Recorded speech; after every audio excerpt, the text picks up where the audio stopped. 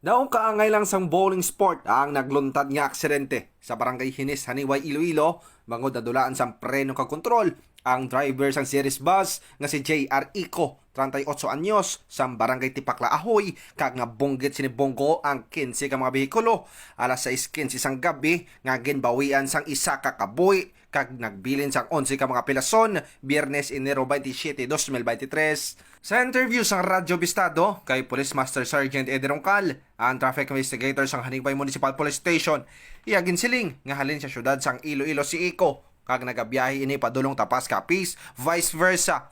Antis pa man nakabunggo ang bus, ini ang nahamtang sa dalanon niya padulhugon. Bangod na dulaan sa preno ang bus, lakip na ang pagkontrol sa pagmaneho ni Ico. Suno pa sa pahayag ni Roncal, ang napatay sa aksidente, amo si Christian Alotaya, 23 anyos, nga residente sa Barangay Matagob sa amo nga Banwa, kagang yara sa kritikal nga kondisyon, amo Sanday Villena Presto, 50 anyos, sang Barangay Hines sa amo man nga Banwa, Madeline Magno, 39 anyos, sang Barangay Matagob, kag si Roles Poras, 27 anyos, kag residente naman sa Pototan, Iloilo. Sa isa tinisigan na bilang ako sa mga vehicular accident sa Barangay Hines sa Haniway, Iloilo. Involving ni kang series ka 16 ka vehicle. Wow. While nataverse niya dito sa south, going north sa direction, going to poblasyon sa municipality ka Haniway, ang series bus liner. Lumot sa hili Barangay sa Haniway, Iloilo, aksidente dyan na display kag kasun nga hindi pa kontrol ng driver ang drive pag nakabunggo sa pasunda na mga sarakyan. Bali, ang dalan na tungod dyan sa Dulugon. So, sa pagkapunta sa mga boundary sa Barangay Gulguta at Barangay Hines, may constructed road yan nga natabo. So, ang sasakyan medyo mahinay ang movement nila. So, rason nga na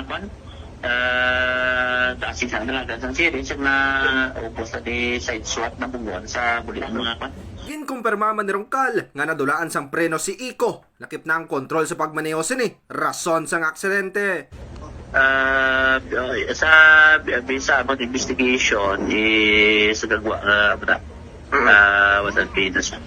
Base sa latest report ni Roncal, 12 tanan ang kumpirmado nga pilason, isa diri ang ginpadangat sa ospital sa syudad, kagang duwa naman ang yara sa Haniway District Hospital, nga lonsa yara sa kritikal nga kondisyon, kagang iba niya pilason, ang outpatient naman nga luwas na sa kadalagman. Sa nagluntad nga insidente, temporaryo na nga gindetain sang Haniway MPS si Ico, kag siya naman ang ginrelease matapos ang 18 ka oras, bangod wala naman sang may nagpasaka sang kaso. Civil ka series sa buong sa custody na police station, pero after 18 hours siya ka malapse na, ay man tinag-file nga pamilya, so i-release na mo na.